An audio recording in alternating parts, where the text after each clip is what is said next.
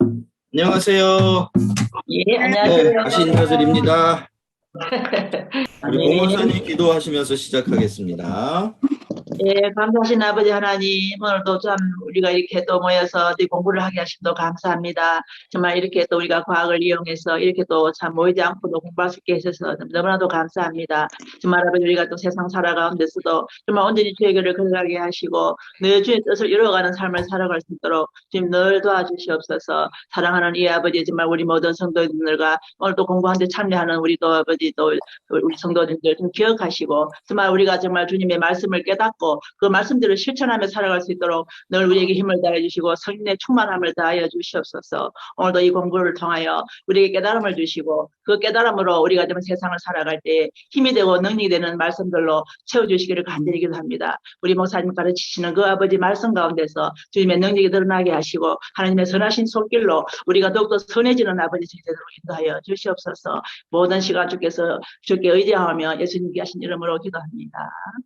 네. 제가 공부를 좀 편하게 하기 위해서 몇 군데로 좀 본문을 좀 나눴거든요. 네. 그래서 제가 표시하라는 대로 거기다 표시하고 한 번씩 한 덩어리씩 그렇게 좀 공부하겠습니다. 첫 번째 덩어리는 한 덩어리를 통째로 받을 것입니다까지예요.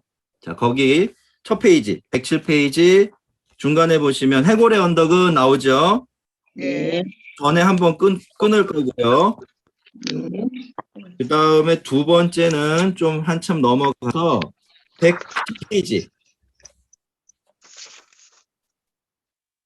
110페이지에 예수를 변호할 것이라고 전에까지가 2가 예, 2고요. 예, 찾으셨죠? 그 다음에 7번 문제, 그 다음 페이지에 7번 문제 끝날 때 한 번 더 끊겠습니다.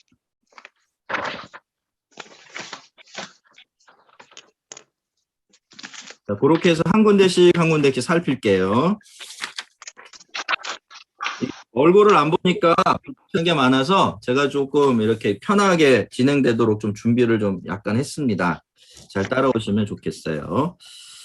자, 우리 공과사님 얼굴부터 보이니까 오늘 제목은 내가 너와 함께 있으리라예요. 내가 너와 함께 있으리라 이렇게 돼 있네요. 그렇죠? 네. 내가 너와 함께 있으리라 이렇게 돼 있어요. 자, 첫 번째 부분을 우리 공과사님 읽으시면서 시작을 하겠습니다. 니고데모는 한밤중에 왔습니다. 백부장은 한낮에 왔습니다. 문둥병자와 죄 많은 여인은 무리의 한가운데서 나타났습니다. 삭개오는 나무 한가운데 있었고 마태는 그가 속한 무리가 있었습니다. 학식 있는 이들, 권력 있는 이들, 거부당한 이들, 아픈 이들, 외로운 이들, 부유한 이들, 누가 이 무리를 한데 모을 수 있었겠습니까? 그들에게 공통점이 있다면 협작꾼들과 폭리를 취하는 장사꾼들로 인해 희망이 사라졌다는 것이었습니다. 그들이 드릴 수 있는 것은 아무것도 없었지만 주십사 원하는 것은 모든 것이었습니다. 거듭남, 다시 받은 기회, 새로운 출발, 깨끗한 양심. 그런데 예외 없이 그들의 요청은 존중받았습니다. 그리고 여기 또 한 명의 거린이 청을 가지고 옵니다. 그리스도의 죽음과 자신의 죽음을 모두 불과 몇 분 앞두고 그는 그리스도 앞에 있습니다. 그는 그저 빵 부스러기를 요구할 것입니다. 그러나 그것 또한 다른 사람들처럼 빵 한 덩어리를 통째로 받을 것입니다. 예, 거기까지 한번 보겠습니다. 자, 앞에 화면을 보시면요. 우리 오늘 금방 읽은 부분에 우리와 예수님의 관계를 설명하는 문장을 좀 함께 찾아보자. 이렇게 제가 문제를 하나 마련해 봤어요. 한번 여러분이 찾으시는 대로 한번 좀 같이 나눴으면 좋겠습니다. 꼭 뭐 어떤 답이 있지는 않지만 그래도 본문에서 말하고자 하는 걸 잘 좀 찾아봐서 우리가 한번 그 부분을 생각을 해볼게요. 우리와 예수님의 관계를 설명하는 문장이 있다면 어떤 게 있을까요? 거듭남, 문장. 문장. 네. 단어도 좋지만 제가 단어도 뭐 적어 드릴게요. 거듭남.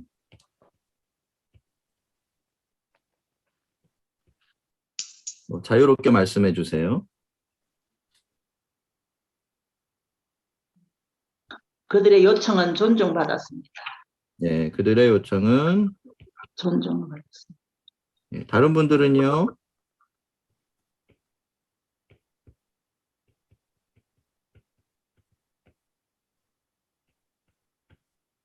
그러나 또한 다른 사람들처럼 빵 한 덩어리를 통째로 받을 것입니다. 빵 한 덩어리를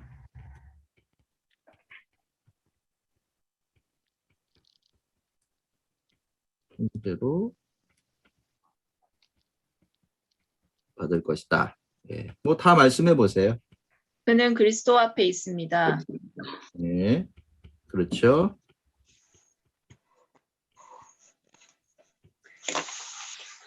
있습니다. 이렇게 얘기할 수도 있겠고.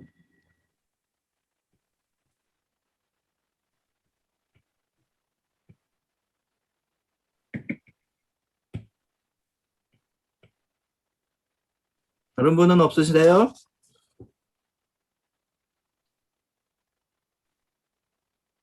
빵 부스러기를 요구할 것입니다. 예, 빵 부스러기를 그 얘기도 예, 되겠습니다.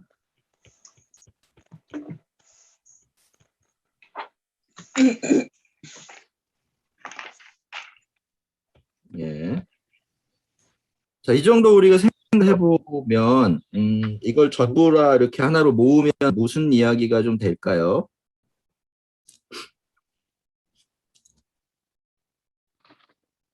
이 중간에 보시면 그런 문장이 하나 있죠. 그들이 드릴 수 있는 것은 아무것도 없었지만, 그죠?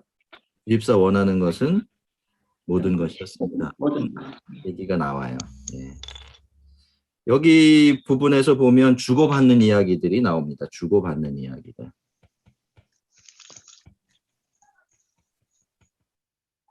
그래서 이 주고받는 이야기 안에서 우리는 어디에 해당하죠? 받는 쪽, 그렇죠. 달라고 하고 받는 쪽이죠. 받는 쪽이죠. 우리는.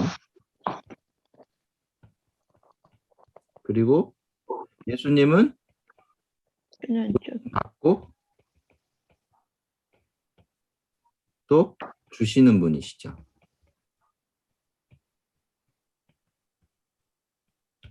이렇게 우리가 좀 생각을 해볼 수가 있을 것 같아요. 그죠? 예.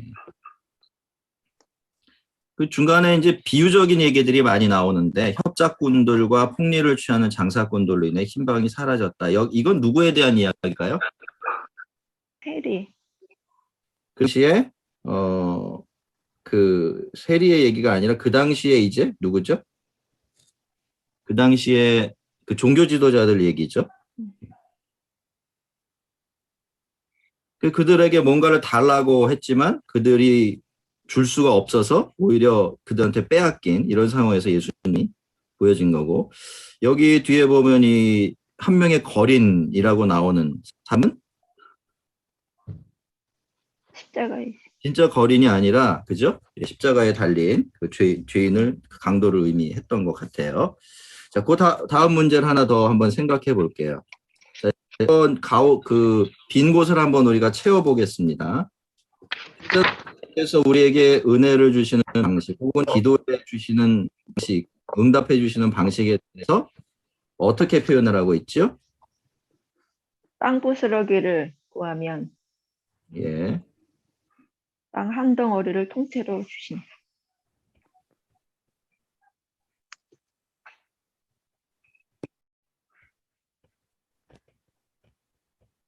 이렇게 이제 얘기를 하고 있는 듯 해요. 그죠? 이렇게 이야기를 하고 있는 듯 합니다.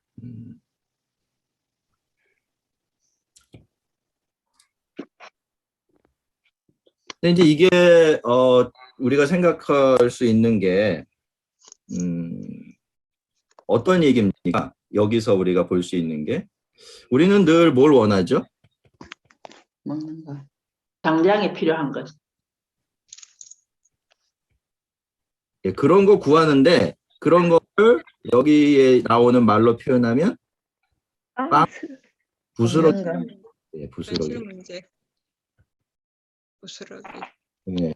그리고 예수님께서 그런 걸 달라고 했을 때 우리에게 주시는 것은 거. 그것은 빵 빵? 한 덩어리. 한 그렇죠. 덩어리.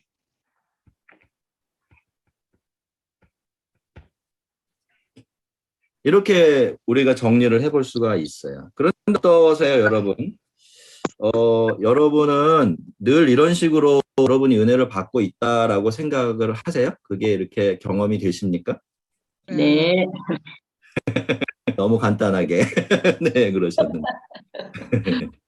음, 그렇죠. 우리가 구하는 건 늘상 빵 부수기예요. 주님이 우리에게 주시는 것에 비하면. 주님은 늘 우리가 빵 부스러기를 달라고 하면 빵 덩어리를 주시죠. 자, 문제는 뭐냐면 우리가 예를 들어서 하나님께 예수님께 뭔가를 달라고 구해서 그 결과 우리가 받게 되는 건 전부 다 그것이 이 빵 한 덩어리에 해당하겠느냐라는 거죠. 우리가 그렇게 인정할 수 있겠느냐는 겁니다. 우리가 작은 거를 구하고 큰 거를 얻고 불완전한 것을 구하고 완전한 것을 얻고 일시적인 것을 구하고 영원한 것을 얻고 그죠? 그런데 이 뒤쪽에 주시는 것이 늘 우리에게 그렇게 느껴지는 건 아닌 거죠. 하나님은 늘 그렇게 응답해 주시죠. 맞습니까? 네. 그런데 우리는 그 응답을 받아서는 내가 원하는 게 아니라고, 그죠? 내가 원하는 것만 못하다고 생각을 하면서 그 완전한 은혜를 충분히 누리지 못할 때가 많지나 이런 생각을 이 부분을 좀 읽으면 해봤던 것 같아요. 늘 우리가 좀 기억을 하면 좋겠습니다. 우리가 원하는 것은 그게 무엇이든 간에 사실은 빵 부스러기밖에 안 될 거예요. 하지만 예수님께서 우리에게 주시는 것은 늘 빵 한 덩어리를 주시죠. 참 인정하고 받아들이기 쉽지 않은 문제지만 이게 하나님께서 우리의 요청을 받으시고 그 요청에 응답하시는 일관된 방식이다라는 거 우리가 잊지 않았으면 좋겠다라는 생각이 좀 듭니다. 자, 그 다음에는 우리 정현옥 권사님이 그 다음 부분 조금 읽어주시면 좋겠어요. 해골의 언덕은 예, 거기 해골의 언덕은 바람이 휘몰리는 돌무덤 언덕입니다. 강도는 말라 빠졌고 창백합니다. 삐걱거리는 소리와 함께 죽음의 문이 그의 인생길에서 닫히려 합니다. 그가 처한 상황은 참 딱합니다. 그는 실패의 계단 아래로 마지막 걸음을 딛고 있습니다. 잇따른 범죄와 연이어 거부당한 결과입니다. 그는 점점 아래로 내려가더니 드디어 바닥을 쳤습니다. 십자가 대들보에 세 개의 대못으로 박히기까지 말입니다. 그는 자신이 누구인지 숨길 수 없습니다. 그가 걸친 유일한 옷이라고는 치역거릴 뿐입니다. 그럴듯한 화술도 인상적인 이력서도 없습니다. 주일학교에서 받은 상 하나 없는 그에게 남은 것은 그저 벌거벗은 실패의 흔적뿐입니다. 그런 그가 예수님을 봅니다. 그는 주님을 조롱했었습니다. 우리가 한 목소리로 주님을 비방했을 때 그도 그 목소리에 참여했었습니다. 하지만 지금 그는 예수님을 조롱하지 않습니다. 예수님을 뜯어보면서 이분이 누구신지 곰곰이 생각하기 시작합니다. 이상하단 말이야. 못이 박혀도 저항하지도 않네. 못을 박으라고 거의 권하는 수준이란 말이야. 그의 조롱과 모욕의 소리를 들으면서도 조용히 계시는 예수님을 봅니다. 예수님이 뺨을 타고 흐르는 선홍빛 빗자국을 가시 면류관에 찔린 머리의 상처를 봅니다. 그리고 예수님이 쉬인 목소리로 속삭이시는 말을 듣습니다. 아버지여 저들의 죄를 용서하여 주시옵소서. 저 사람들은 왜 예수가 죽기를 바라는 걸까? 천천히 그 강도의 호기심이 육체의 고통을 넘어서기 시작합니다. 그는 자신의 손목뼈를 쓰라리게 긁어대는 목과 종아리에서 일어나는 경련을 순간적으로 잊어버립니다. 마음속에서 이상한 따뜻함이 느껴집니다. 마음이 움직이기 시작합니다. 이 평화로운 순교자에게 마음이 갑니다. 네, 거기까지 읽으시고요. 그 다음에 우리 조은숙 집사님, 그 다음 부분부터 끝까지 좀 읽어주세요. 그의 눈에는 분도가 없어 오직 눈물뿐. 그는 예수님의 겉옷을 갚기 위해 떼구리로 몰려들어 제비를 뽑는 병사들을 쳐다봅니다. 예수님 머리 위에 팻말을 봅니다. 팻말엔 빈정거리는 말이 써여 있습니다. 유대인의 왕. 저들은 이 사람을 왕이라고 조롱하는구나. 만일 이 사람이 정말로 미쳤다면 저들은 그냥 무시해 버렸겠지. 만약 추종자들이 없었더라면 그냥 돌려보냈을 거야. 두려울 이유가 하나도 없다면 이 사람을 죽이지 않을 거야. 자기 나라가 있는 왕만 죽이는 법이잖아.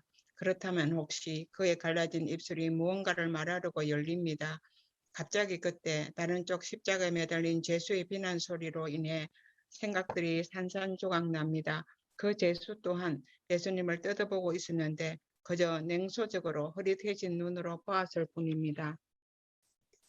당신은 그리스도가 아니요? 당신도 살리고 우리도 구원해서 그것을 증명해 보이시오. 이것은 설명할 수 없는 딜레마입니다. 어떻게든 똑같은 말을 두고 똑같은 구세주를 보았는데도 한 사람은 희망을 본 반면에 다른 한 사람은 그 자신 외에 아무것도 보지 못하니 말입니다. 첫 번째 제수는 더 이상 견딜 수가 없었습니다. 어쩌면 욕설을 퍼붓는 강도는 다른 강도가 되받아 쳐서 몇 마디 욕설을 보탤 것이라 기대를 했을 것입니다. 그렇지만 그런 욕설에 동참하지 않았습니다. 도리어 입이 거친 강도가 들은 것은 변호의 말이 들었습니다. 네가 하나님을 두려워하지 않느냐? 불과 몇 분 전까지만 해도 동일한 그 입술로 예수님을 저주했었습니다. 하지만 지금은 예수님을 변호합니다. 언덕 위에 모든 사람들이 그리스도를 변호하는 이 강도를 보려고 올려다 봅니다. 모든 천사들이 눈물을 흘리고 모든 마귀는 입이 쩍 벌립니다. 입을 쩍 벌립니다. 이 강도가 자신 외에 다른 사람을 생각해주는 모습을 누가 상상이나 했겠습니까? 그는 언제나 약자를 괴롭히는 사람이었고 소매치기 좀도둑이었습니다. 이 사람이 누군가를 도우려고 나섰을 때를 누가 기억할 수 있겠습니까?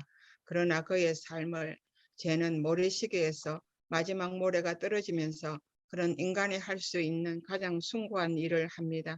바로 하나님을 위하여 말하고 있는 것입니다. 네.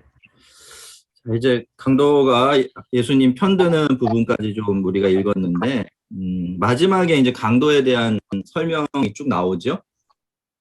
이 설명이 그냥 이렇게 받아들여도 좋지만 좀 더 우리가 생각해 봐야 될 게 뭐냐면, 당시에 십자가라는 것은 아무나 달리는 형틀이 아니었어요.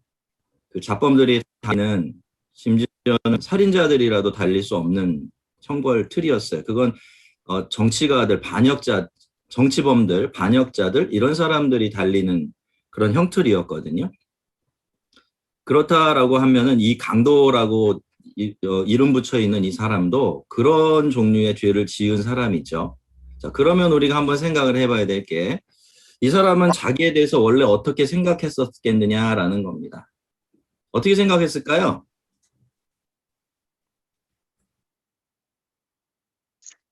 자기 자신을 어떻게 보고 있었을까요? 여러분 같으면 어떻게 생각할 것 같습니까?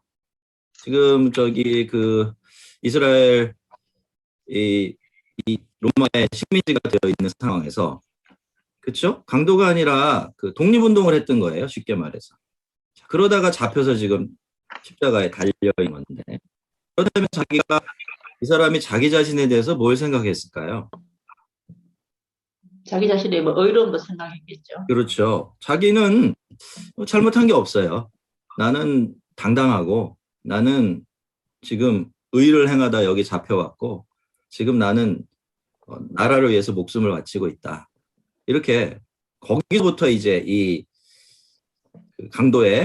강도라고 불리는 사람의 십자가 형틀에 달린 일들이 시작이 됐다라고 이렇게 보면서 이 사람이 어떻게 변하고 있는지를 보는 게 더 좋을 것 같습니다. 그렇죠? 왜냐하면 그게 그 당시의 사실이었기 때문에.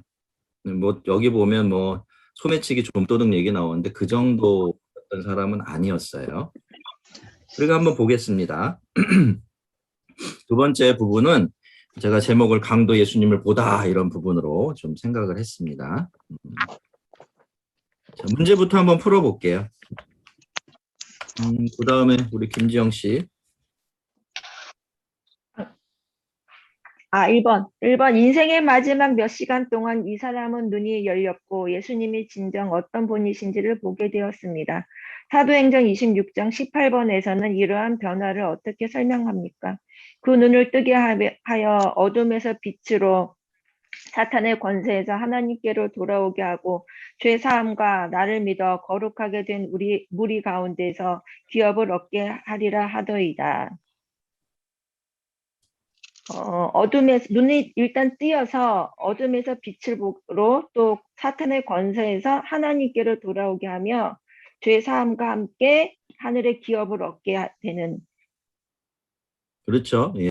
이게 이제 전화를 갖습니다. 예, 하나님께서 바울에게, 그죠? 바울에게 했다는 이야기를 바울이 자기를 신문하는 다른 사람한테 전한 이야기거든요.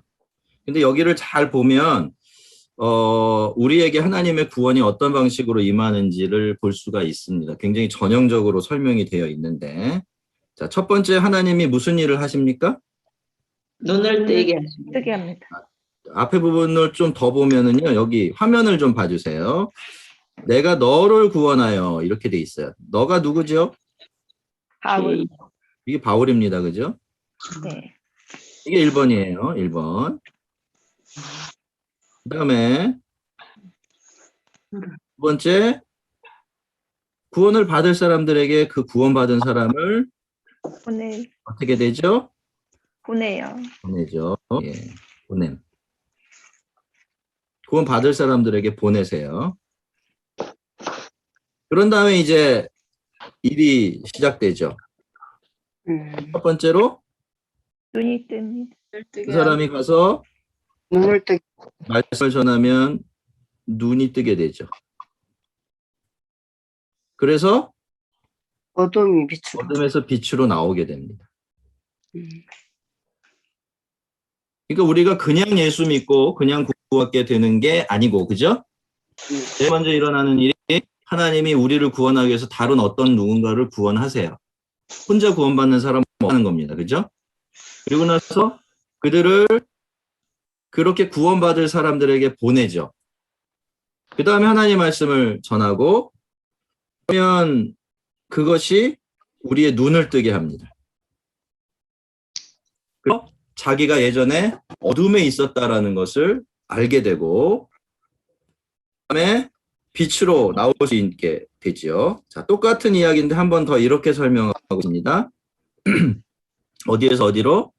사탄의 권세에서 하나님께. 하나님께서 하나님께로. 여러분, 그러니까 우리는 어떤 은혜를 받은 사람들이지요? 하나님께 돌아오는.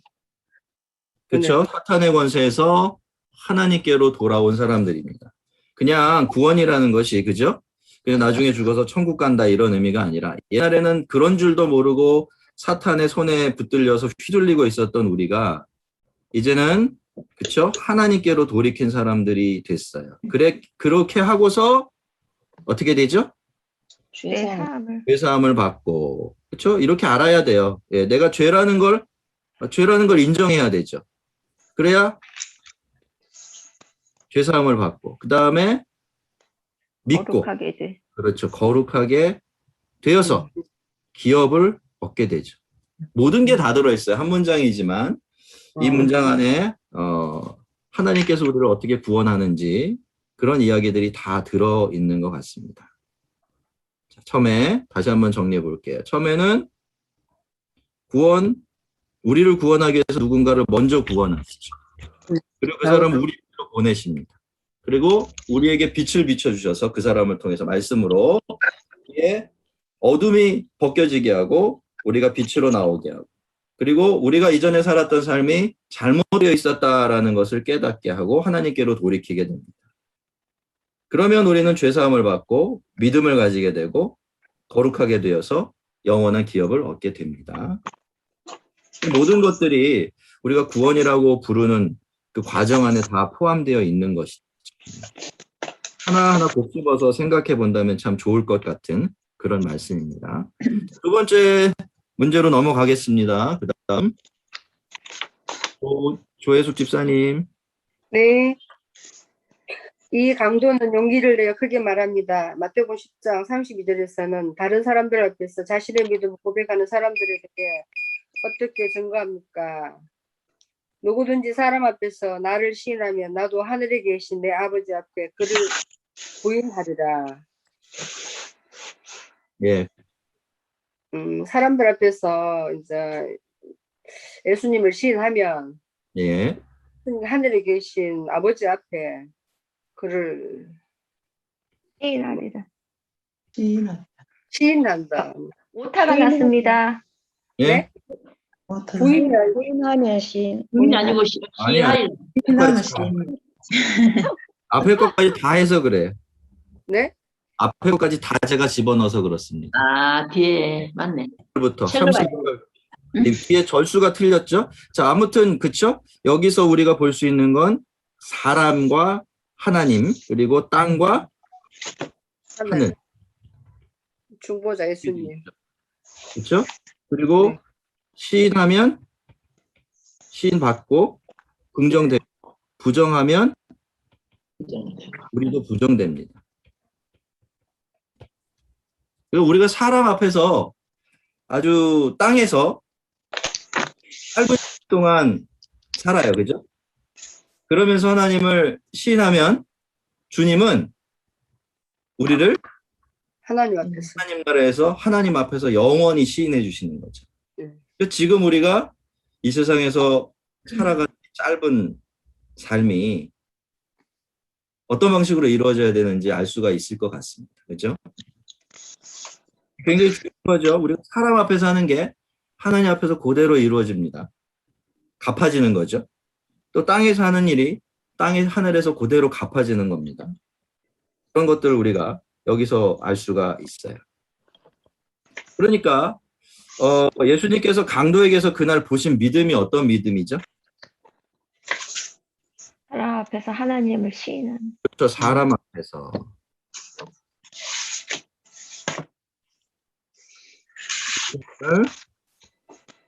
나죠. 여기 위에 보시면 시인 하는 믿음이에요.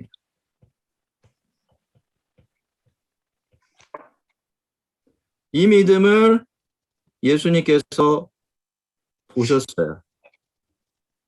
그렇죠? 맞습니까? 그렇죠? 네.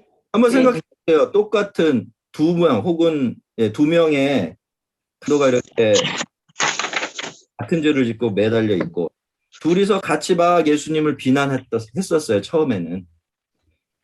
갑자기 자기도 저 사람하고 똑같은 죄인이면서 그 상황에서 예수님을 알고 편들어주는 게 쉬웠을까요? 사실 생각보다 그렇게 쉽지가 않아요. 그런 게. 또 주변에서 보고 있는 사람들도 있어요. 자기가 무슨 죄를 짓고 여기에 매달려 있는지 다 보고 있단 말이에요. 근데 그런 상황에서 자기가 그 로마의 법에 따르면 가장 큰 죄인이 돼서 죽어가면서 같이 십자가에 매달려서 조롱받고 비난받는 예수님을 편들어준다는 것. 자기가 아는 대로 고백하고 싶다는 게 굉장히 쉬운 일이 아니죠. 그래서 이 강도가 했던 행위가 명시적으로 예수님을 그리스도로 믿습니다라는 건 아니었을 수도 있죠. 그러나 예수님은 이 행위 안에서 그 믿음을 보신 거예요. 나를 공개적으로 다른 사람 앞에서 시인하는 그 공개적인 그 믿음을 보셨고 그래서 어떻게 하셨죠? 그러니까 어떻게 하셔야 돼요? 옛 사람이 나를 사람 앞에서 시인했으니까 그렇죠. 누구 앞에서? 하나님 앞에서. 그죠? 네. 시인해 주는 거예요. 그렇게 약속하셨으니까 안 하실 수가 없죠. 그러니 이 강도의 경우에는 이게 이제 구원이 되었다라고 보는 겁니다. 그죠? 뒤에는 예수님이 뒤에 하시는 말씀은 사실 이것에 대한 재확인이라고 볼 수가 있겠습니다. 예. 자, 그 다음 한번 보겠습니다. 그 다음 문제, 세 번째 문제. 다음 누가 하실까요? 우리 정태정 원사님. 네, 예, 3번 문제 한번. 법을 어겼지만 주님께는 그 사실이 중요하지 않았습니다. 요한복음 1장 17절은 예수님을 통해서 무엇이 왔다고 말합니까? 그가 증언하고 왔으니 곧 빛에 대하여 증언하고 모든 사람이 자기 이로 말미암아 믿게 하려 함이라. 빛에 대하여 증언하고 모든 사람이 자기로 말미암아 믿게 하려고 오셨다고 했습니다. 그렇죠. 예. 근데 여러분, 그거 이제 예수님이 그러니까 누군가를 망하게 하고 누군가를 이렇게 제외하고 쫓아내기 위해서 오신 분이 아니고, 그죠? 어떻게든 한 사람이라도 더 자기 안으로 모아드리려고 오셨어요. 그러니까 그렇게 모아드리는 대상 안에는 강도, 그죠? 십자가에 달려 죽을 수밖에 없는 강도일지라도 예외가 될 수가 없었던 건데, 우리가 요한복음 1장 17절을 보면 어떻게 되어 있습니까? 율법은 모세로 왔고, 그죠? 자, 뒤에 보시면 은혜라는 게 나오고요. 또 진리라는 게 나오죠. 여러분, 이 은혜와 진리는 어떤 역할을 할까요? 우리의 신앙에서? 지금 죄거든요. 그죠? 죄하고 연관지어서 한번 우리가 생각을 해볼게요. 죄와 연관지어서 이 은혜와 진리는 어떤 역할을 해줄까요? 은혜는 용서의 은혜. 용서, 그죠? 그렇죠? 은혜는 용서로 덮어짐, 이 죄의 덮어짐 같은 거, 덮음. 용서, 죄의 덮어주심. 또 죄인을 받아주심. 이런 역할을 해요. 자, 진리는요? 진리는 우리 신앙에서 어떤 역할을 할까요? 말씀. 네, 말씀이니까 믿음. 믿음도 생겨나고, 구원. 이건 보통 뭐하고 이렇게 비유되죠? 반짝반짝하는 거. 빛이 빛, 그죠? 이 진리는 빛의 역할을 해요. 밝혀주죠.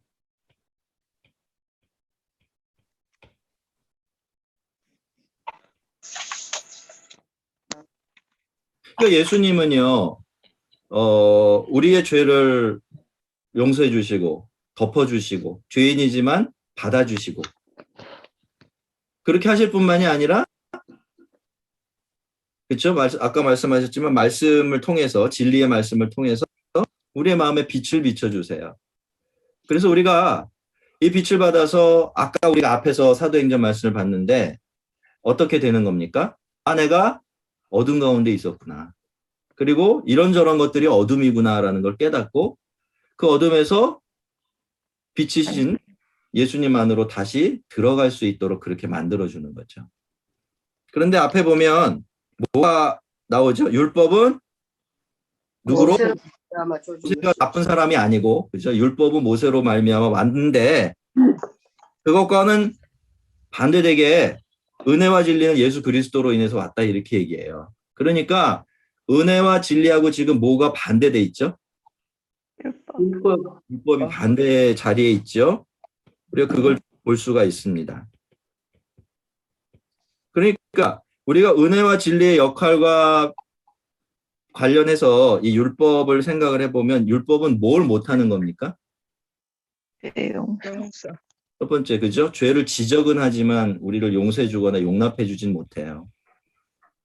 그리고 율법 안에는 어떤 능력이 없죠? 우리의 내면에, 그렇죠? 예, 빛이 되어줄 수가 없는 거죠. 우리가 어둠에서 빛으로 빠져나올 수 있는 능력은 율법이 우리에게 주지 못합니다. 율법이 선한 거였죠.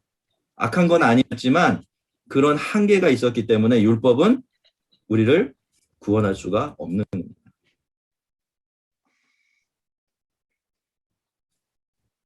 구원의 능력이 없는 구원의 능력.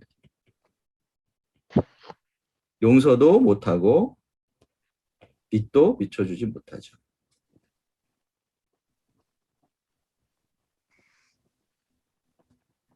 그러니까 우리가 신앙생활을 한다고 할 때 이 율법이라는 것을 기준으로 자꾸 신앙생활을 하려고 할 때가 있어, 그죠? 이걸 가지고 하나님을 기쁘시게 할 때가 있다는 말이에요. 물론 우리가 하나님의 말씀대로 따라야 하고 하나님께 순종했을 때 하나님이 기뻐하시는 것은 틀림이 없을 겁니다. 그러나 내 입장에서, 우리의 입장에서 그렇게 함으로써 하나님께 더 인정받고 하나님 앞에 더 의로워지려고 하는 노력은 아무런 소용이 없는 거죠. 왜 그렇죠?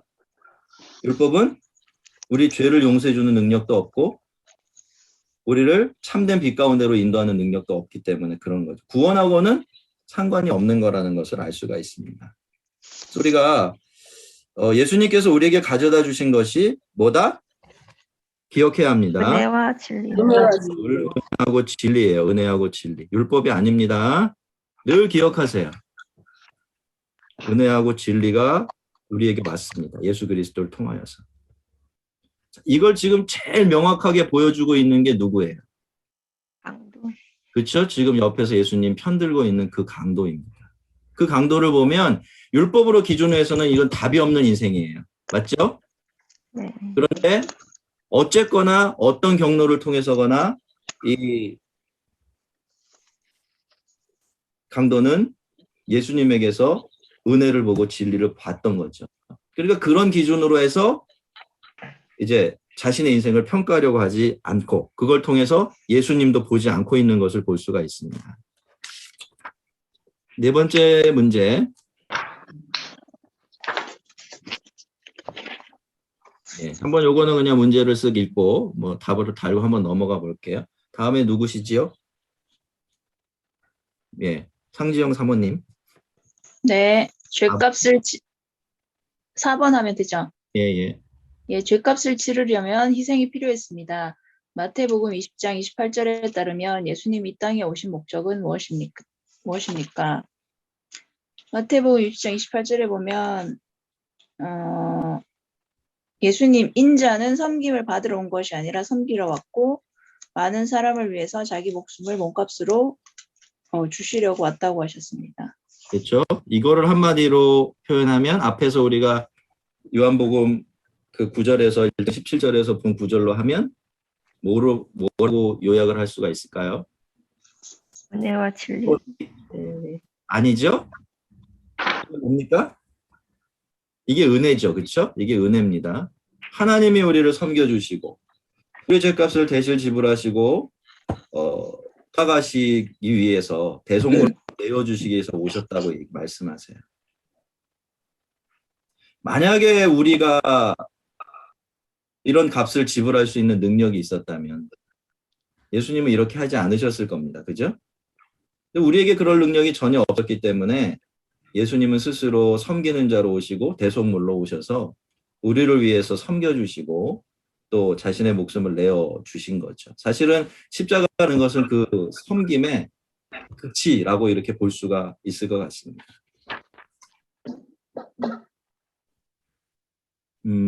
앞에서 우리가 한번 볼까요? 예. 앞에 화면을 좀 보시고 우리 한번 생각을 해봅시다. 한번 읽어볼게요. 제가 강도는 십자가에 달렸고 거기서도 예수님을 조롱하고 비난했죠. 과거에 그죠? 조금 전지. 그렇지만 결국에 강도는 예수님을 보고 이것이 그의 구원이 되죠. 자, 문제가 좀 모호하긴 한데 우리가 여기서 우리 예수님을 바라보는 일에 대해서 발견하게 되는 것은 무엇입니까? 한번 여러분 그냥 한번 생각하고 한번 묵상해 보셔도 좋을 것 같아요. 뭐가 있죠? 예수님을 바라봄은 어떤 거다? 본다는 것. 제대로 보면 어떻게 될까요?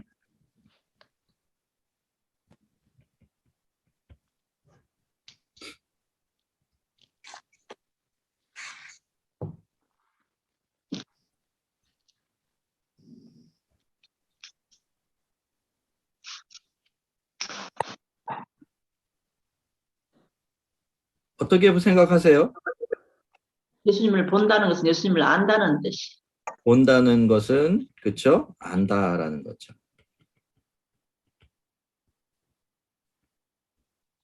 또 믿는 거. 예, 그렇죠. 본다는 것은 또 믿는다는 것도 되죠.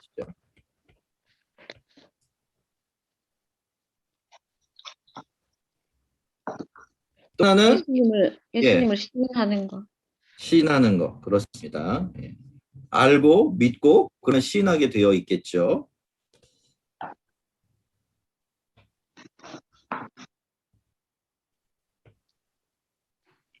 예수님을 따라간다.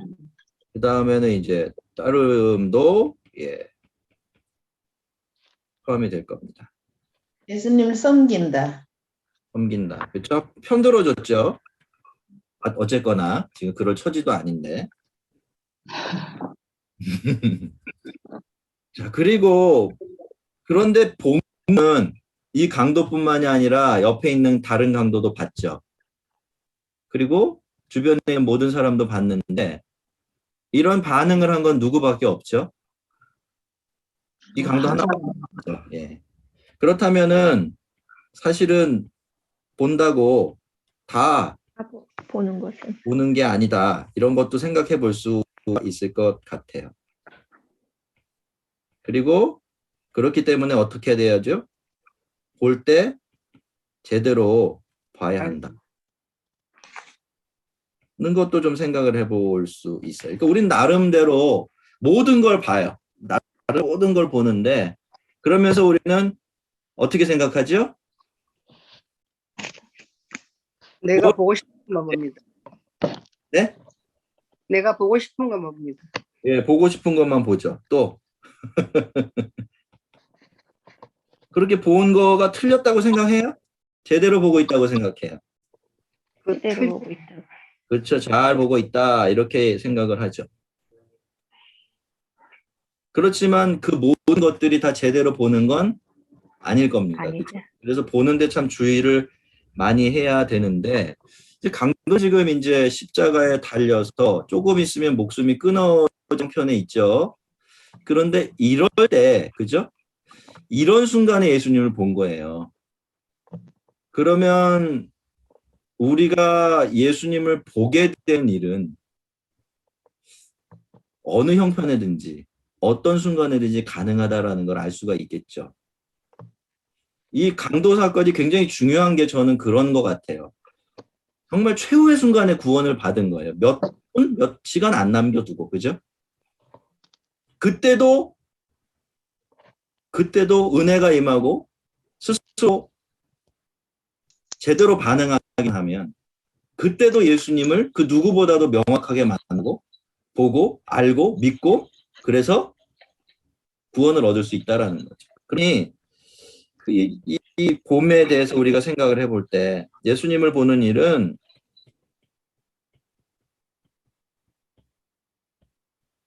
언제 어떤 형편에서든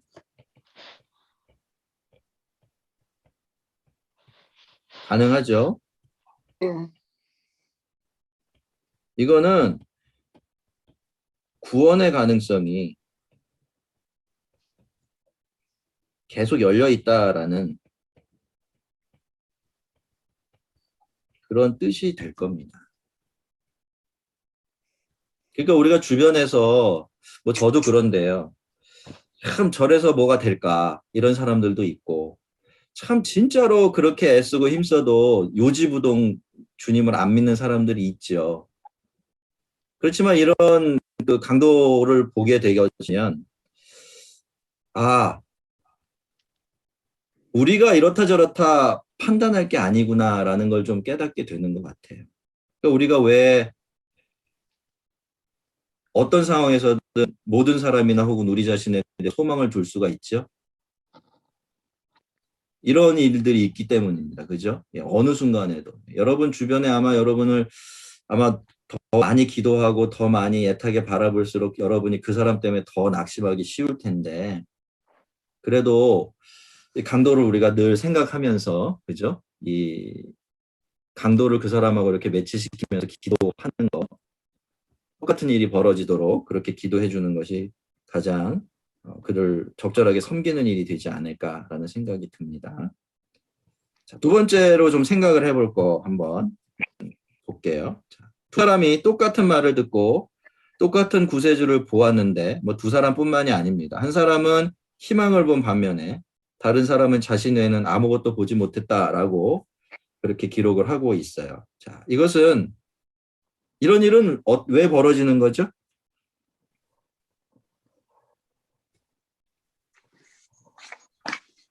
은혜죠, 은혜. 그죠? 설명할 수가 없어요. 이런 일이 인간적으로는 일어나기가 어렵잖아요. 왜 누구는 지금 똑같은 위치에서 똑같은 사람을 보는데 어떤 사람은 더 막 그 예수님으로부터 멀어져 가고 더 큰 죄를 계속 짓는 반면에 어떤 한 사람은 처음에는 그 길을 갔지만 시간이 흐르면서 점점 더 이쪽으로 돌아오고 있느냐라는 거죠. 이거는 사실은 은혜라는 말로밖에는 표현할 수가 없어요. 여러분, 은혜가 무슨 뜻일까요? 은혜는 사실이요, 기적이에요, 기적. 인간의 말로 설명이 안 되는 거를 은혜라고 불러요.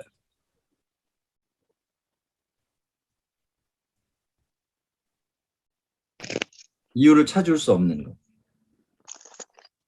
자, 그게 은혜예요. 그러니까 첫 번째, 이 구원받은 강도가 이런 일을 경험하고 어둠에서 빛으로, 그죠? 죽음에서 생명으로 넘어올 수 있었던 것은 첫 번째, 가장 중요한 원인은 은혜에 있었죠.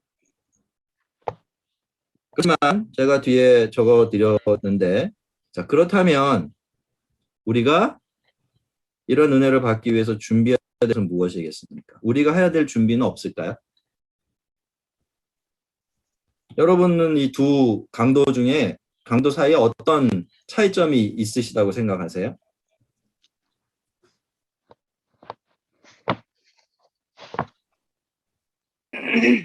은혜 받은 강도는 네. 예수를 바라볼 때에 그 예수님의 그 행동이라든가 말이라든가 모든 것에 많은 생각을 했었습니다.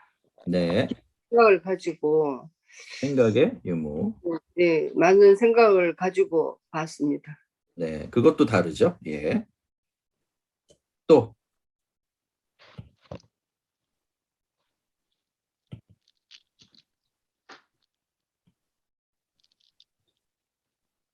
군중의 말을 듣는 것이 아니라 바로 옆에 계신 예수님을 직접 보고 예수님이 그 십자가에서 했던 기도라든지 행동들을 보고 본인이 이제 군중에서 말하는 거랑 다르다고 느낀 것 같아요. 그래서 이런 은혜가 있게 된 것 같습니다.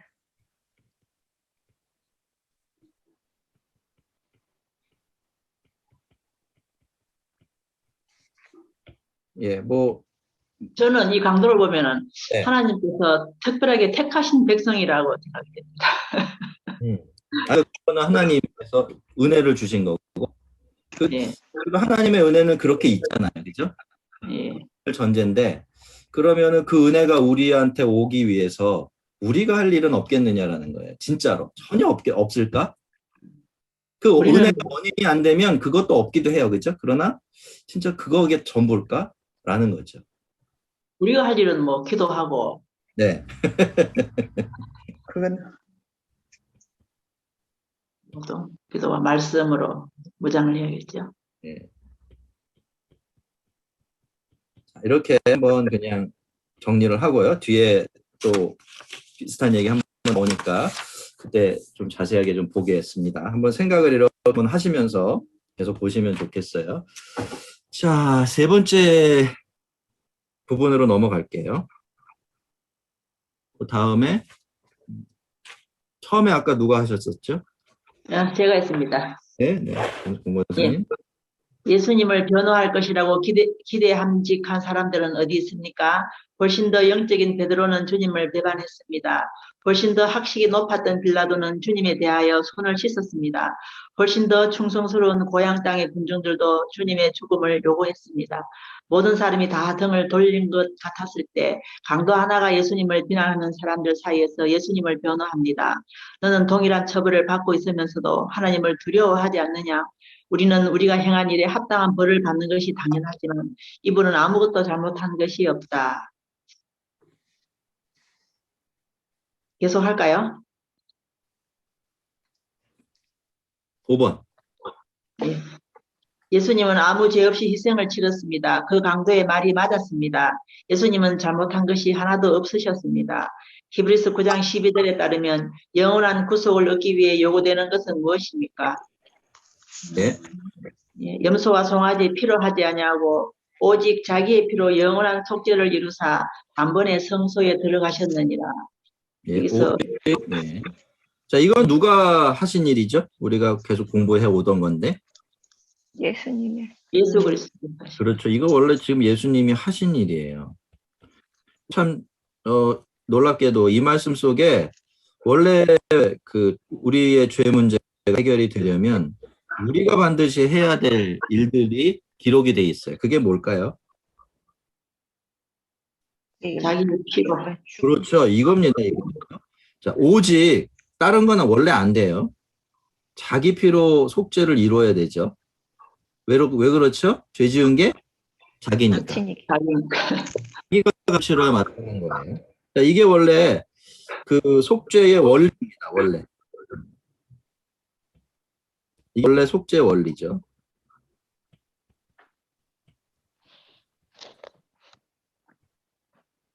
이렇지 않으면 원래는 이제 속죄가 안 되는 거예요. 그런데 어떻습니까? 죄 지은 우리가 이 속죄의 값을 치를 수가 없는 거죠. 불가능한 거예요. 그게 불가능한 거죠. 그러니까 이게 우리가 사람이 이게 지금 그 어떻게 할 수 없는 상황에 버린 겁니다. 그렇게 한번 생각을 해보시고 그 다음에 두 번째 베드로전서 1장 19절. 베드로전서 1장 19절은 예수님을 어떻게 칭합니까? 오직 흠없고 점없는 어린 양 같은 그리스도의 보배로운 피로 된 것이니라. 예수님을 흠도 없고 점도 없는 어린 양. 그렇죠? 어린 예. 양. 이고 보배로 피를 가지신 분이시고 이렇게 이야기를 하고 있어요. 자, 그럼 예수님이 어떻게 하셨어요? 그 다음에 갈라디아 3장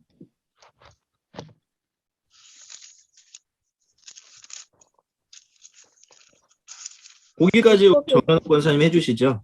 그리스도께서 우리를 위하여 저주를 받은 바 되사 율법의 저주에서 우리를 속량하셨으니 기록된 바 나무에 달린 자마다 저주 아래에 있는 자라 하였습니다. 예. 그리스도께서 우리를 위해서 네. 율법의 저주에서 우리를 속량해 주셨다고. 우리를 위하여 저주를 받. 예, 저주를 받으셨어요. 그죠? 저주는 무슨 저주일까요? 십자가에 달리신 율법의 저주입니다. 율법이 우리를 왜 저주하죠? 죄를. 이게 어디 나오는 이야기일까요? 모세가 마지막으로 세상을 떠나기 전에 이스라엘 백성들을 어디로 모으죠? 그리심산과 무슨 산이지 그게? 갑자기 까먹었네. 예. 그 산 모아서 두 산을 같이 올라가요. 그래서 한 산에서는 어떻게 이야기하죠? 너희가 하나님의 백성으로서 축복 받을 거. 그렇죠. 율법을 지키고 하나님의 백성처럼 살면 에발산. 예. 그러면 너희가 복을 받을 것이라고 에발산에서 이야기하고 그리심산에서는 저주 받을 저주를 받는다고. 그렇죠. 그렇지만 반대로 너희가 이 언약을 깨트리고 율법을 못 지키면 너희는 그 저주를 말하는 거죠. 그렇죠? 율법 자체가 우리를 저주하는 것이 아니라 우리가 율법을 지킬 수 없기 때문에 율법은 우리가 율법의 기준에서 자꾸 하나님을 생각하고 우리 신앙을 생각하면 그거는 그 누구든지 간에 저주 아래 들어갈 수밖에 없어요. 그 저주, 그죠? 그걸 우리가 늘 생각을 해야 된다라는 겁니다. 그런데 그 저주를 누가 받으셨어요? 예수님. 그렇죠? 예. 그리스도께서 우리를 위하여 저주를 받으신 거죠. 그러면 결과적으로 우리가 어떻게 됐죠? 속량을 받은. 저주에서 속량. 해방을 받은 겁니다. 저주에서 해방. 예, 그게 해방이고요, 그죠?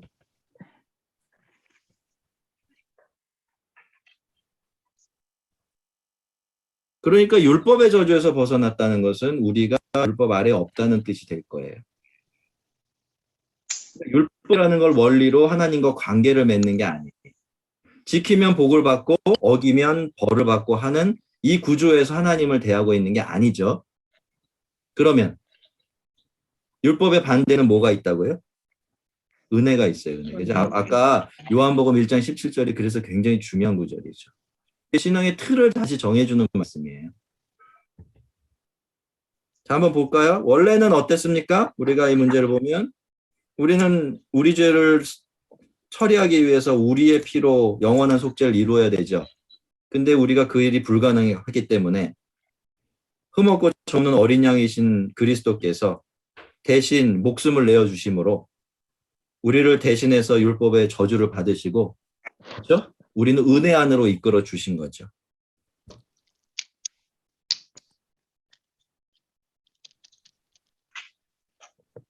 그러니 예수님이 죄가 없으신 분이시다라는 이 강도의 인식은 굉장히 대단한 것이었다라고 볼 수가 있습니다. 예, 왜냐하면 이 강도가 보기에는 저 사람은 인간으로서 뒤에 우리가 나오지만 뒤에 보면 알지만 인간으로서 죄가 없다라고 그렇게 말한 게 아니었어요. 예. 자, 6번 문제 한번 슬쩍 풀고 지나가 보겠습니다. 자, 우리 김지영 씨. 자신을 위한 피가 흘러내리는 바로 그 순간 십자가 위의 강도는 은혜를 감지합니다. 아래의 성경 구절을 찾아 직접 적어 보십시오. 로마서 5장 15절. 그러나 이 은사는 그 범죄와 같지 아니하니 곧 한 사람의 범죄를 인하여 많은 사람이 죽었은즉 더욱 하나님의 은혜와 또한 한 사람 예수 그리스도의 은혜로 말미암은 선물은 많은 사람에게 넘쳤느니라. 예, 그렇죠. 예, 한 사람이 아담이 죄를 지어서 전 인류가 죽음 가운데로 떨어져 버렸죠. 저주를 받는다. 그런데 예수님께서 오셔서 그걸 뒤집어 주셨는데 이렇게 비교하고 있는 거예요. 아담이 더 위대합니까? 예수님이 더 위대합니까? 아담의 목숨의 가치가 큽니까? 아니면 예수님 목숨의 가치가 더 큽니까? 예, 무르나 만하겠지만, 그죠? 예, 쪽입니다. 그렇게 보는 거예요. 그래서 예를 들어서, 이 아담이 죄를 지어서 그런 안 좋은 거를 이 세상에 가지고 왔다면, 예수님께서 그것을 위해서 지불하신, 자기 생명으로 지불하신 그건 우리에게 얼마나 더 풍성한 선물을 가지고 왔겠느냐? 이렇게 묻고 있는 거죠. 예.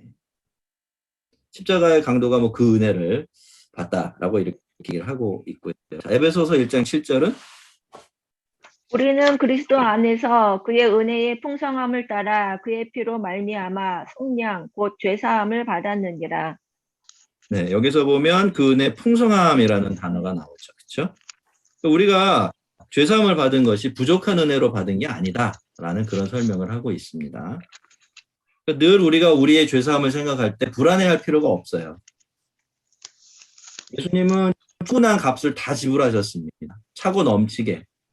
그러니까 우리가 우리의 죄악됨을 고백하고 용서를 받는다고 할 때는 우리가 그 용서의 확신을 가지고 내가 죄로부터 이렇게 자유롭다라는 확신을 좀 가질 필요가 있겠죠. 자, 7번 문제 보겠습니다.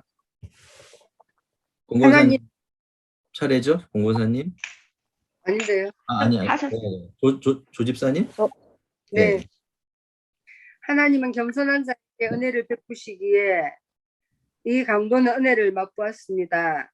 요한계시록 1장 5절에 따르면 어떻게 이 죄인은 예수님과 함께 낙원에 머물 수 있었습니까?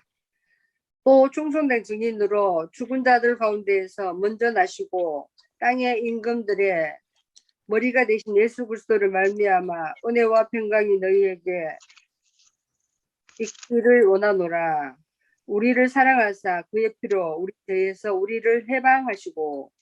예, 두 구절을 한번 보겠습니다. 문제는 이제 이 죄인이 어떻게 예수님과 함께 낙원에 머물 수 있었느냐라고 하면서 이제 두 말씀을 우리에게 줬어요. 자, 한번 잠언 말씀을 볼게요. 그는 하나님이시죠. 하나님은 누구를 비우시죠? 어떤 자? 거만한 자는 거만한 자는 비웃으세요. 거만한 자는 어떤 사람이죠? 자, 좀 이따 한번 생각해 볼게요. 자, 겸손한 자는 그렇지만 어떻게 은혜를 베푸십니다. 거꾸로 물어볼까요? 예수님, 하나님은 거만한 자에게는 은혜를 안 부시나요? 어떻게 생각하세요?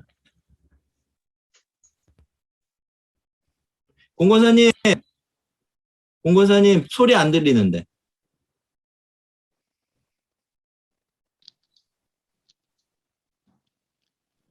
다시 한번 눌러보세요.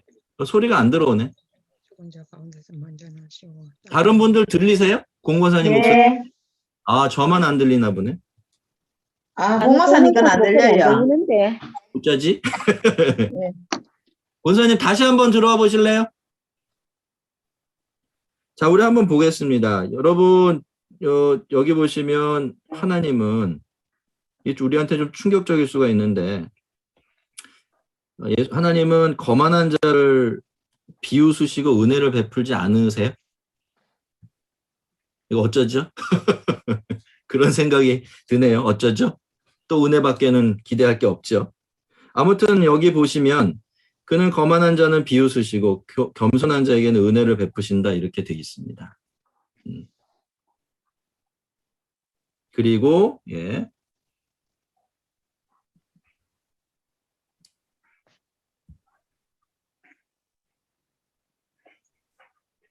우리를 사랑하셔서 그 피로 우리를 죄에서 해방하셨다 이렇게 이야기를 하죠. 그러면 이 두 구절을 종합해 보면요, 그 강도는 어떻게 구원을 받게 된 거죠? 겸손한 자이면. 첫째, 아까 문제 읽으셨던 분이 우선권을 가지고. 강도는 네. 교만하지 않고 겸손한, 예, 그렇죠. 교만하지 않았죠. 예, 겸손했고. 그렇죠. 이 구절에 따르면 이 강도는 했던 겁니다. 반면에 다른 강도는 거만해. 네, 거만했습니다. 그렇겠죠. 네. 그러니까 교만했죠. 우리 흔히 쓰는 말로 거만했죠. 그리고 그렇기 때문에 이 강도에게는 그리스도의 피로 이미 흘려주신 그리스도의 피로 그 죄가 해방됐습니다. 그렇죠? 네. 은혜를 얻은 거죠.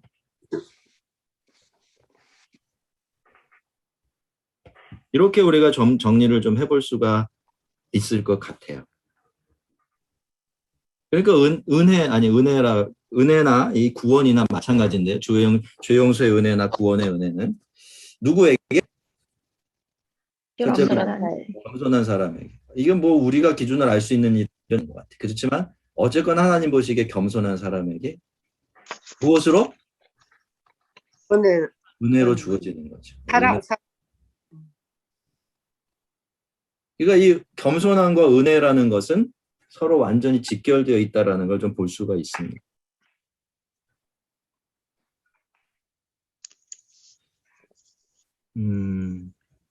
여러분, 그렇다면은요, 우리가 그게 뭐 어떤 은혜든지 간에 은혜를 받는 일에 있어서 그 겸손이라는 건 엄청나게 중요한 일이겠죠. 아까 우리가 처음에 시작할 때, 그 얘기를 좀 했습니다. 우리가 하나님의 은혜를 받기 위해서 준비할 일이 없겠느냐. 이제 답이 나왔죠? 네. 준비해야 되죠? 소리 들립니까, 목사님? 잘 들립니다. 뭘 준비해야 되죠? 겸손한 마음. 겸손한 마음이 있어야 돼요. 자, 우리가 구원이라는 걸 이렇게 죄에서 처음에 끄집어내셔서 그 죄의 용서를 완전히 받는 것, 그거를 의미할 수도 있지만 우리는 사실 살면서 수많은 구원을 필요로 해요. 우리가 예를 들어 빠져있지도 모르는 함정 같은 것도 있을 수가 있고, 그렇죠? 그거는 우리가 마음에 심에 들면 자기는 거기에 들어가 있는지 모르지만 굉장히 심각한 상태가 될 수가 있거든요. 예를 들자면 그렇게 모르는 위험도, 모르는 부정적인 일들도 우리가 반드시 구원을 받아야 될 상황이 될 수가 있는데, 이럴 때 그가 구원을 받을 수 있는 굉장히 중요한 가능성이 어디 있다는 거죠? 겸손함에 있는 겁니다. 그러니까 우리가 뭘 준비해야 돼? 늘 그렇죠. 겸손하고. 내 마음 겸손한지를 봐야 돼요. 늘. 물론 내가 권사님, 정태자 권사님 이제 들어오셨네요. 아, 그거 눌렀더니. 아이고, 그거를 아니, 처음에는 그거는, 잘 못 눌렀거든. 이것도 못 들을까 싶어가지고. 아이고, 참. 환영합니다. 아무튼 예. 예. 이 겸손이라는 거를 그렇게 크게 생각 안 할 수도 있어요, 사실. 다른 어떤 행위를 더 먼저 생각하고 내가 보기에 내가 바르게 살아가고 있느냐라는 이걸 먼저 따질 수가 있어요. 그렇죠? 그런데 그 모든 것들보다 더 우선적으로 중요한 게 바로 겸손입니다. 자, 우리가 지금까지 이제 쭉 이어져 오는 얘기를 좀 여기까지 같이 왔어요. 그죠? 그럼 한번 이쯤에서 생각을 해볼게요. 그러면 왜 누구는 똑같은 일을 통해서도 더 교만해질 수 있고 누구는 왜 똑같은 일을 경험하면서도 겸손해질까요? 이게 우리에게 중요하겠죠. 그죠? 예, 지금 굉장히 대비되는 예수님을 가운데 놓고 두 사람이 십자가에 딱 매달려 있는데 이 십자가에 매달려 있는 이 두 사람이 왜 이런 차이가 나타나게 된 것일까요? 자, 그럼 우리가 기억해야 될 게요. 처음에 이 두 사람의 출발점은 똑같았어요. 둘 다 예수님을 비난했죠. 그렇죠? 욕하고 막 무시하고 그랬단 말입니다.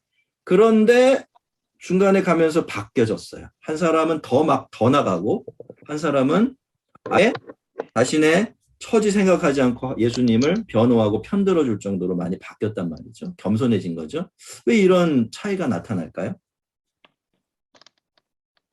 여러분이 살펴보시기에, 관찰하시기에 이런 차이는 어디서 나타나는 걸까요?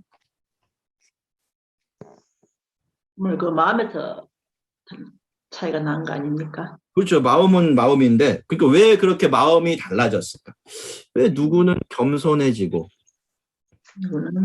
누구는 교만해질까요? 예수님을 바라 여기에서, 예. 조은숙 집사님? 예수님을 바라봐가지고 그 시선을 예수님으로 예. 돌아봐서 그렇지 않을까요? 보았기 때문에. 그렇죠? 네. 예. 그러면 예수님만 바라보면 될까요? 예수님의 행동과 그 말 때문에. 그렇죠. 예수님의 말씀을 들었기 때문에. 그죠? 그 순간에 강도는 예. 아마 자기 자신을 바라봤기도 했고 예수님을 바라봤기도 했고 예. 많은 생각과 깊은 곳으로 잠겼지 않았나 싶습니다.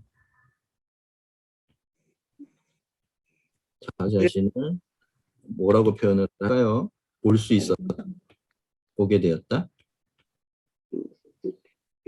동시에 그 예수님과 자기 자신을 바라봤다. 비교를 해봤다는 거죠. 그렇죠. 여러분 지금 답이 다 나왔죠. 맞습니다. 예수님을 봤어요. 또 자기 자신을 봤죠.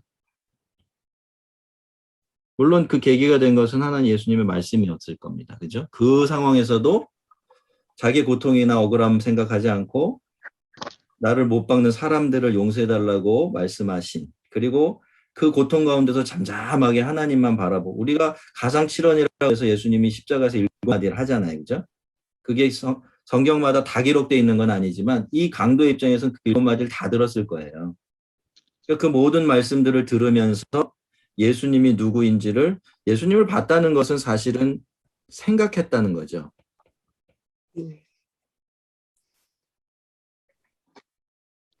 그러면서 그 예수님에 대한 생각이 자기 자신에 대한 생각으로 이어졌던 것 같아요.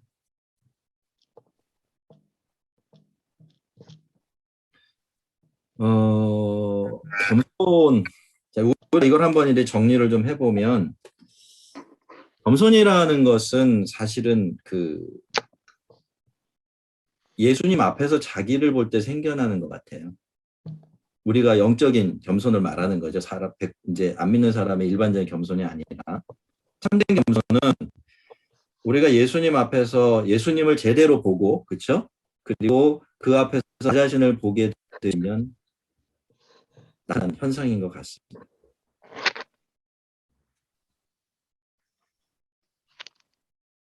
그래서 둘 중에 하나라도 놓치면 겸손해질 수가 없는 거예요.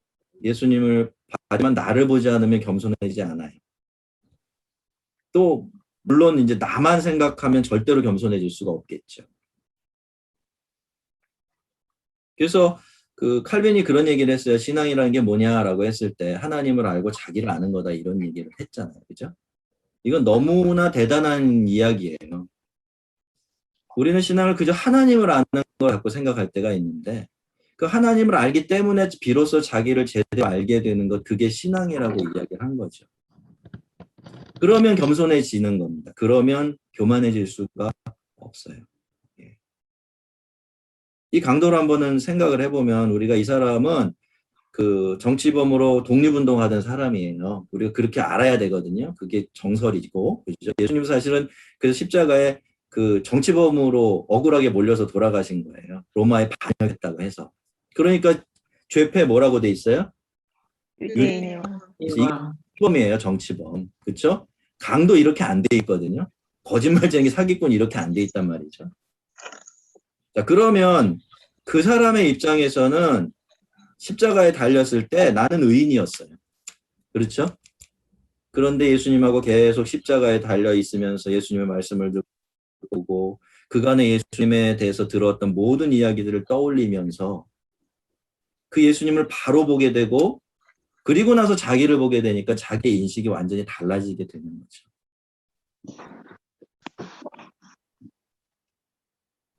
그래서 이 강도는 결국은 굉장히 복된 이제 깨달음에 이르게 됩니다. 자, 그 다음에 우리 한번 이 겸손이라는 거. 겸손은 은혜를 담는 그릇입니다.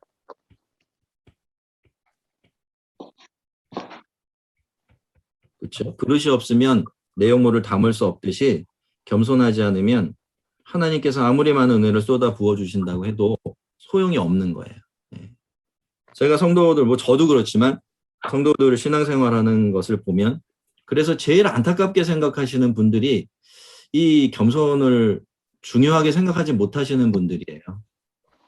이분들은 정말 큰 하나님의 은혜를 충분히 받고 누릴 수 있는 환경에 있는데도 다 놓쳐버리는 경우를 많이 보거든요.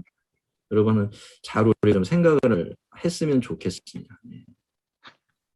은혜만 이렇게 뭐라 그러나 은혜만 바라 내가 어떻게든 하나님의 은혜 주실 거야 그런 건 없는 것 같아요. 왜냐하면 신앙은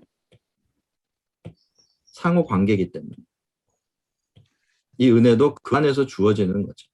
우리가 죽은 상태에서 죄 용서를 받고 살아나는 은혜는 좀 다를 수도 있겠지만 물론 그것도 오늘 이 강도들을 보면 마찬가지가 아닌가 싶습니다. 자, 우리 그 네 번째 부분으로 한번 넘어가 보겠습니다. 다음 분 한번 우리 누구시죠? 사례가 바뀌어가지고 헷갈리네. 조은숙 집사님. 아, 예. 예, 병사들이 위를 이거 맞죠? 예, 거기 맞습니다. 예. 떠들다 봅니다. 관리들도 떠들다 멈춥니다. 마리아는 눈물을 닦고 눈을 들어 바라봅니다. 아무도 이 사람을 주목하지 않았지만 지금은 모든 사람이 쳐다봅니다. 어쩌면 예수님도 이 사람을 쳐다보셨을 것입니다. 모두 입을 다물고 있을 때 유일하게 입을 연 사람을 보려고 고개를 돌리셨는지도 모릅니다. 어쩌면 최후를 맞은 자신에게 사랑의 신호를 보내는 이 사람을 보려고 애써 눈을 마주치셨는지도 모릅니다. 예수님의 이 양 한 마리가 꾸물꾸물 우리 안으로 들어가는 것을 보면서 우셨을까 참 궁금합니다. 사실상 그것이 이 강도에 대한 정확한 묘사이기 때문입니다. 그는 문이 막 닫히는 와중에 안전지대 안으로 비틀비틀 들어가고 있습니다. 강도의 말에는 예수님께 오려면 깨달아야 하는 두 가지 사실이 담겨 있습니다. 다시 한번 강도의 말을 살펴봅시다. 우리는 우리가 행한 일에 대한 보응을 받고 있을 뿐이야. 이분은 잘못하신 것이 하나도 없어. 우리는 죄인이지만 그분은 순결하십니다. 우리는 부정하지만 그분은 순수하십니다. 우리는 옳지 않지만 그분은 옳으십니다. 주님은 자신의 죄 때문에 십자가에 달리신 것이 아닙니다. 우리 죄 때문입니다. 강도가 이 사실을 깨달은 이상 그의 요청은 자연스럽게만 들립니다. 그는 자신의 마지막 희망이신 주님의 눈을 들여다보면서 어떤 그리스도인이라도 했음직한 요청을 주님께 드립니다. 예수여, 당신의 나라에 임하실 때 나를 기억하소서.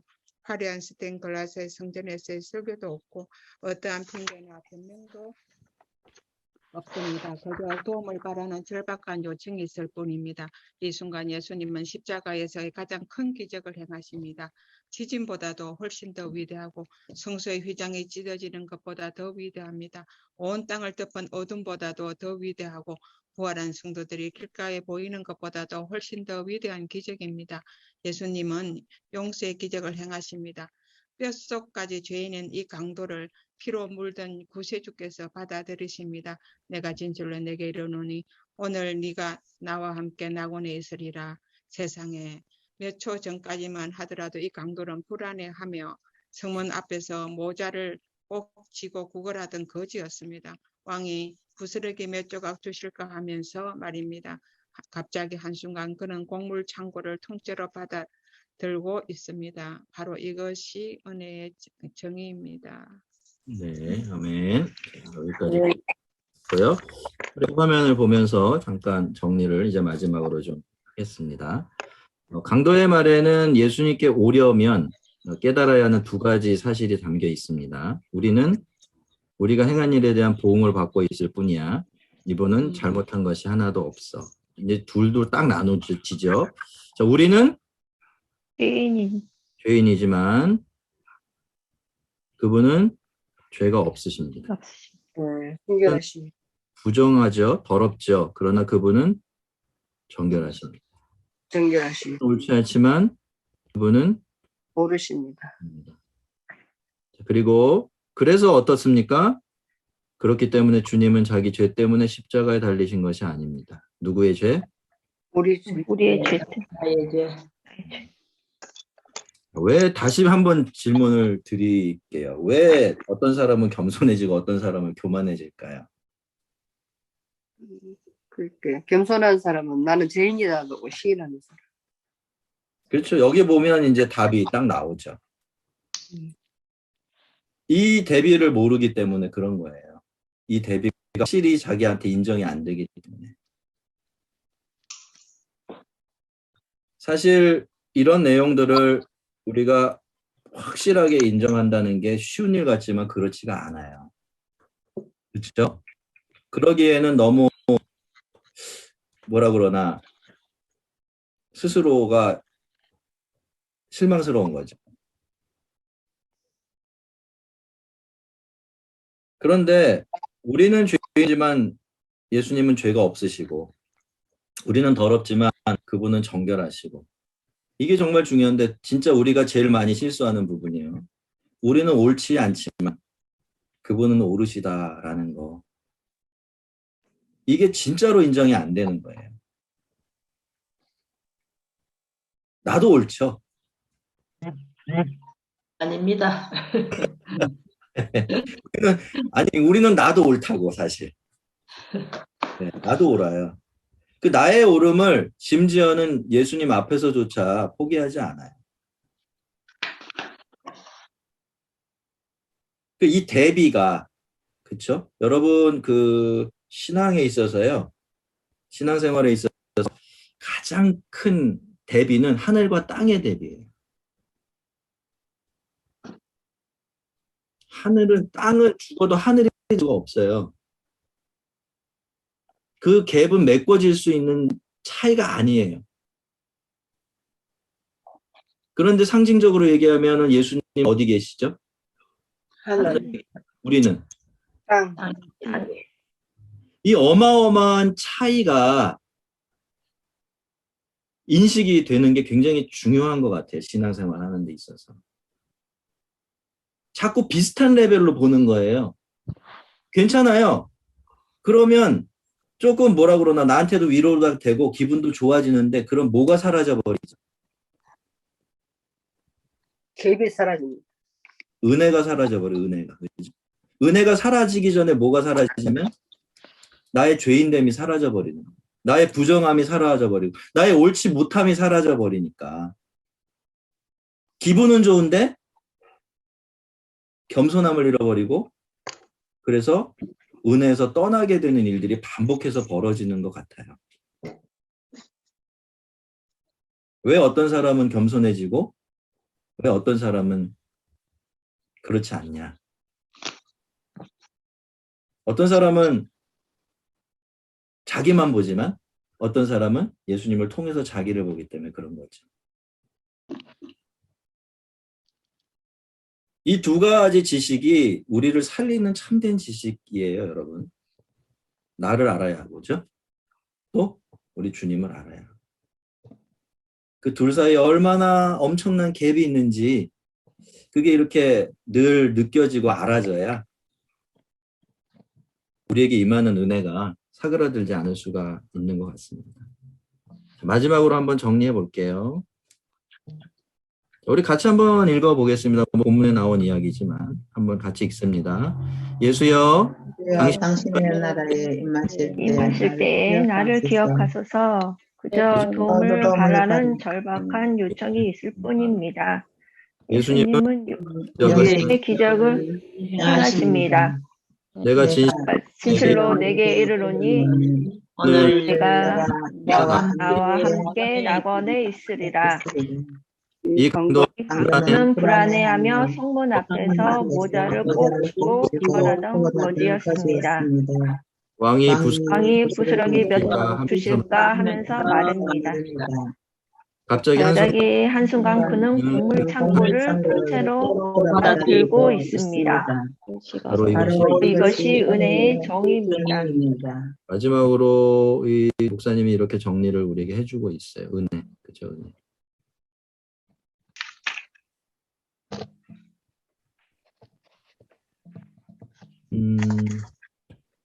이 강도가요, 이렇게 이야기하잖아요.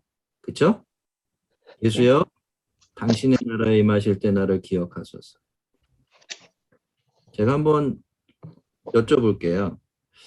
이 강도는 정말로 예수님이 그래 줄 거라고 기대하고 얘기했을까요?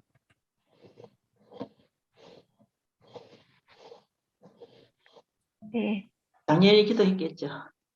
그럴까요? 이거 우리의 입장에서 생각하지 말고 이 강도의 입장에서 한번 생각해 보자는 거죠.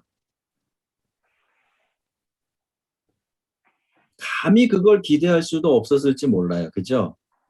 그러나 그것밖에 요청드릴 수 있는 게 없는 거예요. 그것밖에 바랄 게 없어요. 그래서 뭐라고 얘기를 하죠? 나 당신의 나라가 임할 때 나를 거기에 들어가게 해달라고 이야기한 게 아니라, 그렇죠. 기억하소서 이렇게 얘기해요. 기억하소서. 이 표현은 내가 감히, 그쵸? 그럴 수 없다라는 마음이 다 들어있는 거예요.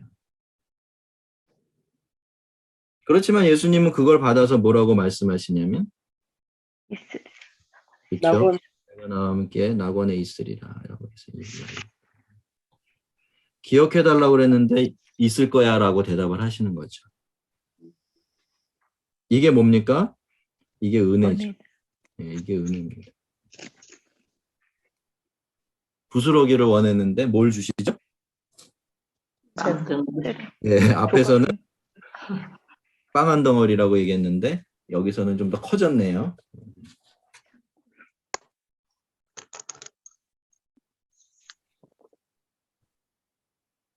자, 밑에가 빨간 글씨로 적어드린 거 한번 읽어볼게요. 자, 은혜는 성 밖의 거린을 사랑의 아들 만듭니다. 그 밖에 무엇을 더 구해야 될까요?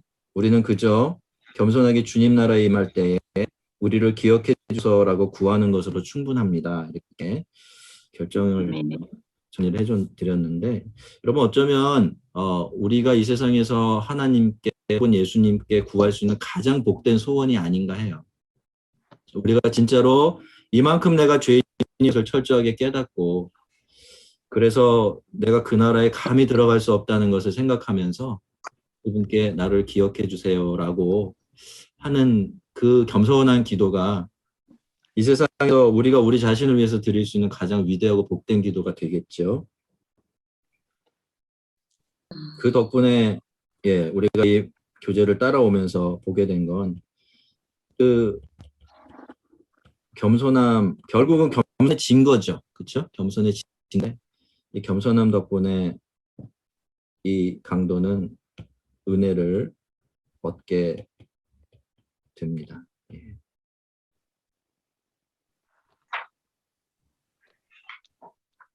겸손해야 은혜를 받는다는 건 아닐 수 있어요. 그죠? 겸손이 조건이 될 수는 없지만 겸손이 손인 것만은 맞는 것 같아요. 은혜를 받는 손이라는 것만큼은 맞는 거죠.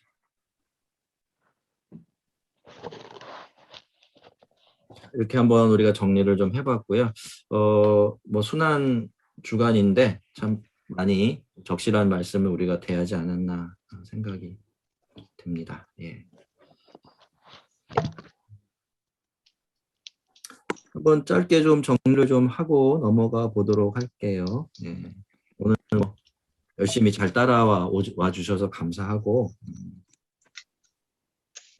한번 이렇게 좀 스스로 오늘 이렇게 쭉 보시면서 또 똑같아도 괜찮습니다. 또 다른 거 하려고 애쓰지 마시고 다 뭐 동일하게 이렇게 우리가 한 길을 왔으니까 한번 돌아가면서 이렇게 정리를 좀 하고 넘어가 보도록 하겠습니다. 우리 공고사부터 한번 해보시죠. 예, 오늘 이 강도의 참 일들을 보면서 지난번 그 가늠한 여인도 그렇고요. 우리가 생각하는 죄의 크고 작음, 또 뭐 죄의 많고 작음 이런 것을 다 떠나서 정말 아버지 나부터 먼저 죄인이라는 것을 정말 깨닫습니다. 정말 그 달린 강도가 있으면 오늘의 죄인 같아서 또 마음이 좀 짠하고요. 그래서 더욱더 지금 하나님의 은혜를 더욱더 구해야 되겠다. 더 겸손하게 나아져야 되겠다는 그런 마음이 듭니다. 네. 우리 정혁 권사님. 겸손이라는 게 이제 자기 자신이 죄인이라는 사실을 인정하는 자체에서 이제 출발하고요. 또 하나님 없이 또 살 수 있다는 게 아마 오만한 거만한 자의 삶이 아닐까 싶습니다. 우리에게 그 하나님이 없이는 살 수 없다는 그 마음이 바로 겸손한 마음이 아닌가 싶습니다.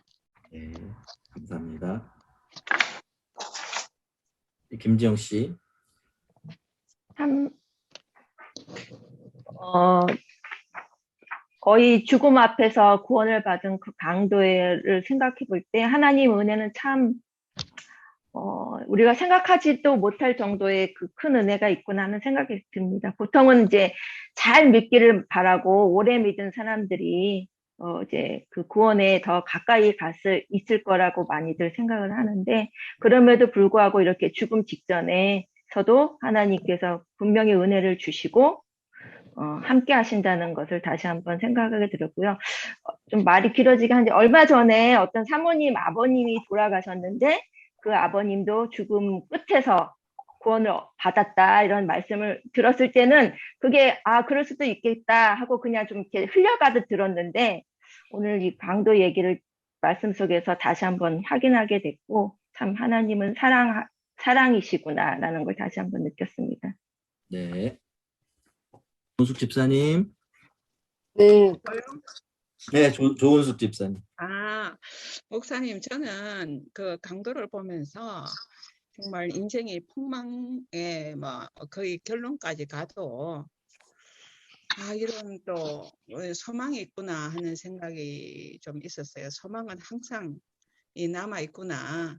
뭐 세상의 끝에서도 이 기회가 있구나 이런 생각을 좀 했고, 겸손이라는 그 문제에 대해서 목사님 말씀하시듯이 예수님을 통하여 나를 보면 겸손해질 수밖에 없고, 우리가 서로 뭐 이렇게 가까운 사람들하고 사람들하고 이렇게 생각하게 되면 교만 아니면 열등감이더라고요. 그런 것 때문에 이거는 진짜 어려운 건데, 예수님을 통해서 저 자신을 보면 항상 소망이 생기고 또 겸손하게 또 되고, 또 어떻게 생각하면 저 인생에서 하나님 겸손하게 해주신 거에 대해서 감사가 되네요, 오늘. 네. 네, 겸손해 하도록 어떤 그런 기회가 생기면 그 부분에 대해서 감사해야 되겠구나 하는 생각이 들었습니다. 네. 김태자 권사님, 오늘 네. 저도 오늘 보니까 하나님의 은혜 없이는 참 예수님을 바라볼 수도 없고, 또한 우리가 믿는다고는 하지만 겸손하지 아니하고는 말씀 안에 서지 아니하고는 우리가 자꾸만 나 자신이 나타나는 그런 일이 자꾸 나오고 이러니까 어쨌든 말씀 안에서 우리가 겸손해질 수밖에 없다는 것을 생각합니다. 그리고 겸손함으로써 예수님 말씀 잘 듣고 잘 배우고 또 그 길로 따라가야 되겠다 하는 그런 말씀을 생각했습니다. 네. 조혜수 집사님. 네, 오늘 저는 그 예수님을 가운데 두고 양쪽에 그 강도 똑같은 입장이었는데 그 강도들이 그 바라보는 눈이 다르고 한 강도는 뭐 그렇게 뭐 지옥으로 행하고 한 강도는 또 천국을 바라볼 수 있는 그 길로 그 행하는 그 길에서 마지막까지 자기가 예수님을 뭐 비방했던 사람이 예수님을 바라봄으로 인해서 그 예수님이 그 기도하는 거 저들의 죄를 용서해 주시옵소서 그 기도를 하고 모든 걸 보고 그 강도가 예수님을 변호하는 입장, 그 예수님을 말씀을 전하는 입장에 있다는 걸 보고 많은 걸 우리도 그렇게 해야 되지 않겠나 이런 마음을 먹었습니다. 그렇죠. 예.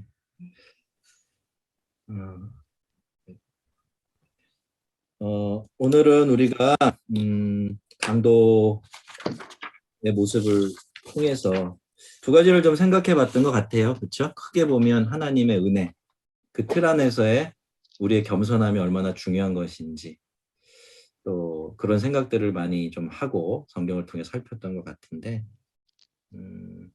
요즘에 저는 개인적으로 정말로 온전하게 인정하게 되는 것이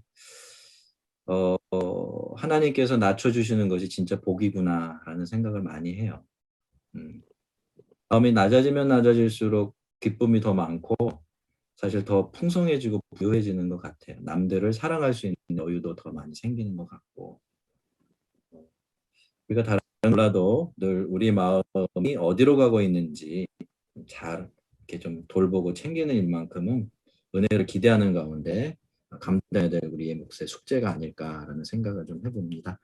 우리 잠깐 같이 한번 기도하고 마치겠습니다. 우리 이렇게 고백했으면 좋겠어요. 주님이 나를 낮추실 때 충분히 낮춰질 수 있게, 그래서 그 낮아짐 속에서 하나님의 그 부유한 은혜를 제대로 알고 또 누릴 수 있게 해달라고 기도하고요. 그러나 우리의 의나 우리의 어떠함이 아니라 늘 소망은 하나님께만 있는 것이니까 그 어떤 순간 어떤 상황 속에서도 주님 우리의 삶에 찾아오셔서 우리를 더 부유한 하나님의 은혜 가운데로 이끌어 달라고 기도하고, 또 주변에 예수 꼭 믿어야 되는데 그렇지 않고 고집부리는 사람이 있다면 오늘 강도가 받았던 이 은혜 그들에게도 꼭 허락해 달라고 우리 같이 한번 기도하는 시간 갖겠습니다. 기도합니다.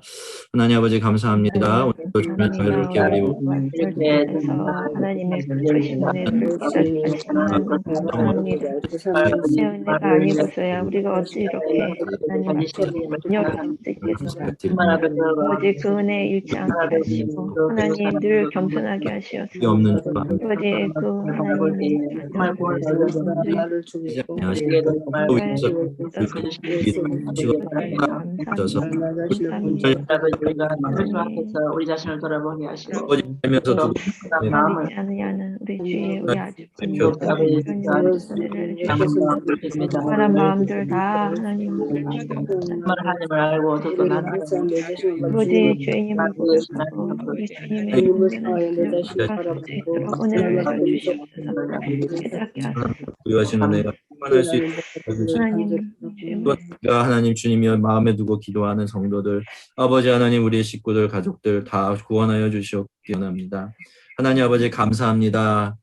하나님 주님이셔 오늘도 하나님의 은혜가 얼마나 놀랍고 큰지 한 사람의 삶의 이야기를 돌이켜보면서 우리가 다시 한번 깨닫게 되어지며 감사를 드립니다. 이런 것이 은혜이고 우리는 그저 은혜로만 살 뿐인데 하나님 자꾸 그 사실을 잊습니다.